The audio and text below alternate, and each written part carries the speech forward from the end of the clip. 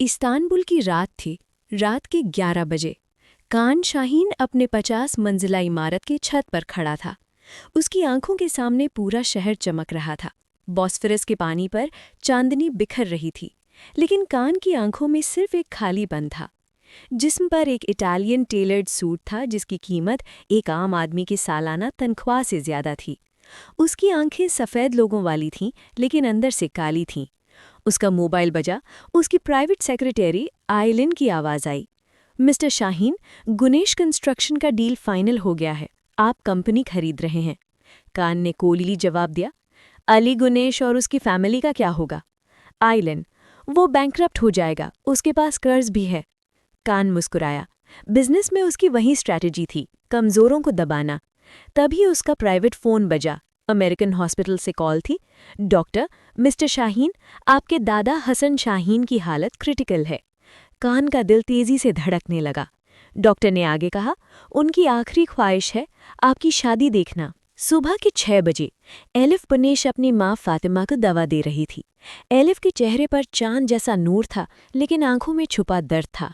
उसका घर एक छोटा सा 2 कमरों वाला मकान था। सालोन में सोफा पर एलिफ की माँ लेटी थी। बीमारी ने उसके जिस्म को खा लिया था।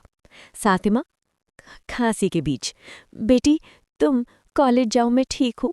एलिफ, माँ आपके नए टेस्ट के लिए पैसे चाहिए, मैं कल लाइब्रेरी में डबल शिफ्ट करूँगी। तभी दरवाज़ा जोर से खोला। अंदर घुस गए 3 आदमियों का ग्रुप।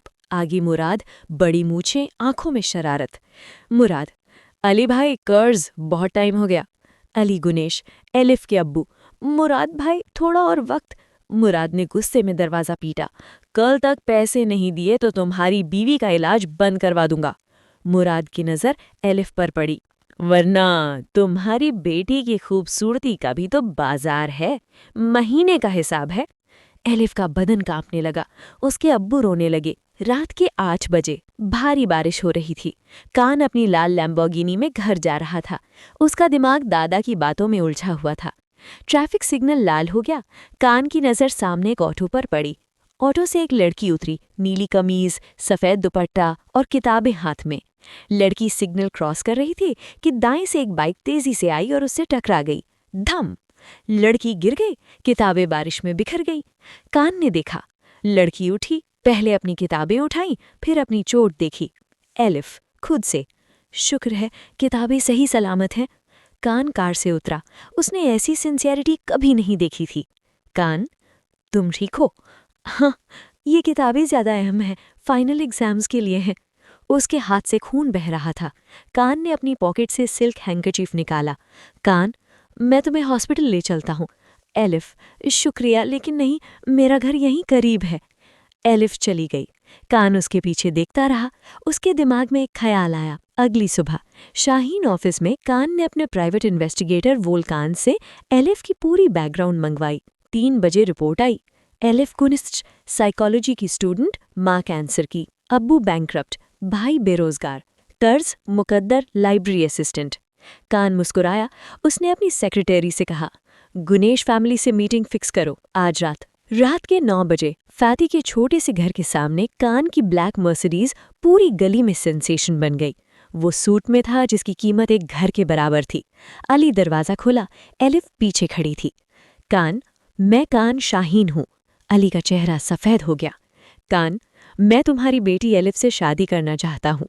सब चुप। फिर एलिफ हंसी। ये मजाक है। कान ने एक फाइल रखी। मेरी शर्तें: 1, कॉन्ट्रैक्ट शादी। 2, सब कर्ज क्लियर करूंगा। 3, माँ का यूएसए में इलाज। 4, भाई को स्टार्टअप। 5, कंपनी बच जाएगी। तुम्हारी जिम्मेदारियां: 1, मेरे महल में रहना। 2, पब्लिक में मेरी बीवी बनकर रहना। 3, कोई इमोशनल डिमांड्स नहीं। 4, बाद में डिवोर्स, सेटलमेंट। एलिफ रोने लगी। मैं अपने आप को नहीं बेच सकती। कान, कल तक मुराद वापस आएगा, तुम जानती हो उसके बाद क्या होगा। एलिफ ने अपनी माँ की तरफ देखा जो कीमोथेरेपी से पतली हो चुकी थी, फिर अपने अब्बू की तरफ जिसकी आंखों में शर्मिंदगी थी, फिर अपने भाई की तरफ जिसका फ्यूचर खतरे में था। उसकी आंखें बंद हुई, 2 आंसू गालों पर खिसके। हाँ, शादी के दिन चिरागन पैलेस होटल में मेहमान थे। हर अमीर, सेलिब्रिटी, पॉलिटिशियन। एलिफ की एंट्री वेडिंग ड्रेस में, डायमंड्स, लेकिन उसके होठों पर कोई मुस्कुराहट नहीं थी। वेडिंग सेरेमनी में कान था सर्द, बिजनेस लाइक। एलिफ थी एक रोबोट की तरह, हर इंस्ट्रक्शन पर चल रही थी। वर्ड्स के वक्त कान ने कहा, I Kaan Shaheen take you Elif Gunes as my contractual wife. सारे मेहमान चुप हो गए।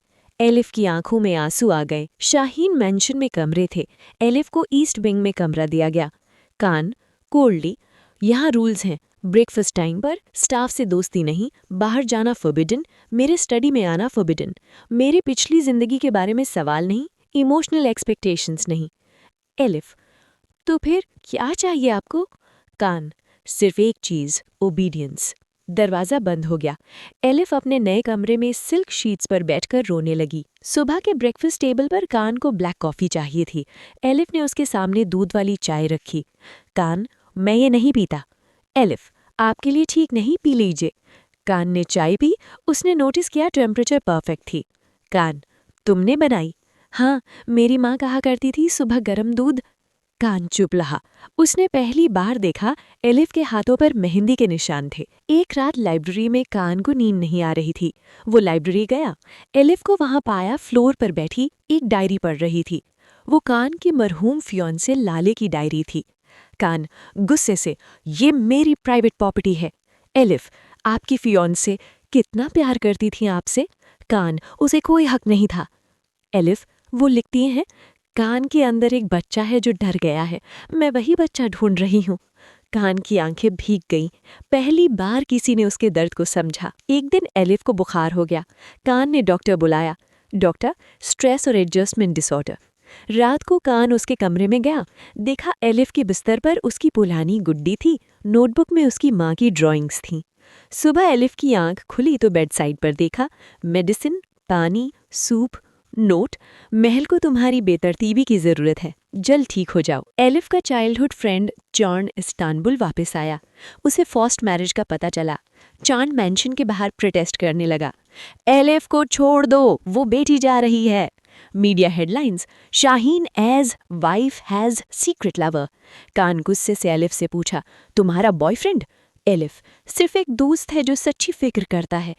कान को पहली बार जेलसी हुई। उसने चार्न को थ्रेटन किया, फिर कभी ना दिखाई देना। एक बिजनेस गाला में कान का राइवल डमीर एलिफ को फ्लर्ट करने लगा। डमीर, तुम इस सर्द आदमी के साथ? चलो मेरे साथ, मैं तुम्हें असली लग्जरी दिखाता हूँ। कान आया और डमीर को वॉर्न किया, उसे हाथ लगाया तो मैं तुम्हारी कंपनी खरीद कर उसे टॉयलेट पे बनवा दूंगा। बाद में एलिफ ने पूछा, क्यों? कान, क्योंकि तुम मेरी बीवी हो, मेरी जिम्मेदारी हो। एलिफ मुस्कुराई, जिम्मेदारी, मोहब्बत नहीं। कान चुप रहा। एलिफ की माँ का कैंसर फैल गया, ट्रीटमेंट फेल हो गया। हॉस्पिटल में एलिफ रो रही थी, मेरी वजह से, मैंने सब कुछ किया फिर भी। कान होल्डिंग हा, तुम्हारी कोई गलती नहीं, मैं तुम्हारी माँ के लिए वर्ल्ड्स बेस्ट डॉक्टर्स लाऊंगा। कान ने जर्मनी, यूएसए, जापान से डॉक्टर्स बुलाई, अपने कनेक्शंस इस्तेमाल किए। उस रात कान ने एलिफ को अपना सच बताया, पहले मेरी फियांसे लाले प्रेग्नेंट थी, कार एक्सीडेंट, दोनों मर गए। उसके बाद मैंने अपना दिल मार दिया।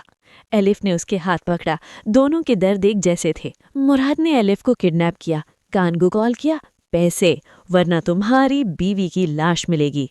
कान अकेला गया। वेयरहाउस में कॉन्फ्रंटेशन हुई। मुराद, तुमने मेरी लोन बिजनेस तबाह कर दी। कान, एलिफ को छोड़ दो। मुराद ने नाइफ निकाला। कान ने एलिफ को बचाने के लिए अपने जिस्म पर नाइफ ले ली। पुलिस आई। कान ने ट्रैकिंग डिवाइस लगाया था। मुराद अरेस्ट हुआ। हॉस्पिटल बेड पर कान की आंख खुली। एलिफ उसके पास थी। एलिस, आपने अपनी जान खतरे में डाली मेरे लिए? कान, क्योंकि मैं तुमसे मोहब्बत करने लगा हूँ, सच्ची मोहब्बत, पहली बार लाली के बाद। एलिफ रोते हुए, कॉन्ट्रैक्ट खत्म होने वाला है, डिवोर्स।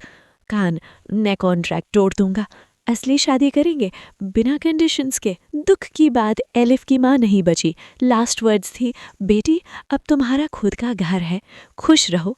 एलिफ टूट गई। कान ने उसे संभाला। तुम्हारी माँ कहा करती थी, एलिफ का दिल समंदर की तरह है, गहरा और सहिष्णु। एलिफ, आपको क्या पता? कान, मैं हर दिन तुम्हारी माँ से बात करता था, उसने मुझे तुम्हारे बारे में सब बताया। एक दिन कान ने एलिफ को अपनी स्टडी में बुलाया, देखा कॉन्ट्रैक्ट तोड़ा हुआ टेबल पर पड़ा था। कान, मैं इसे तोड़ रहा हूँ, अब तुम आज़ाद हो। एलिफ, आज़ाद? क्या मतलब? कान, तुम वहाँ जाना चाहो जिससे शादी करना चाहो। एलिफ की आंखों में आंसू, मैं यहीं जाना चाहती हूँ, आपके पास। बॉस्फोरस बीच पर सिंबल सेरेमनी थी, सिर्फ चंद लोग, एलिफ के अब्बू, भाई और कान की माँ। एलिफ सिंपल वाइट ड्रेस में थी, कान कैजुअल क्लोथ्स में। एलिफ ने वाउज लिए, मैंने सोचा था कि ज़मीन के लिए अपना ज़मीर बेच दिया, पर आपने मेरे ज़मीर को ज़मीन दिया। कान ने कहा, मैंने सोचा था कि मैं सब कुछ खरीद सकता हूँ, पर आपने मुझे सिखाया कि मोहब्बत की कीमत कोई नहीं दे सकता। बाद में एलिफ अपनी साइकोलॉजी क्लिनिक खोल रही थी, Gunes counselling centre forced marriage victims के लिए। कान ने अपनी कंपनी में पॉलिसी चेंज की, वुमेन एम्पावरमेंट प्रोग्राम्स,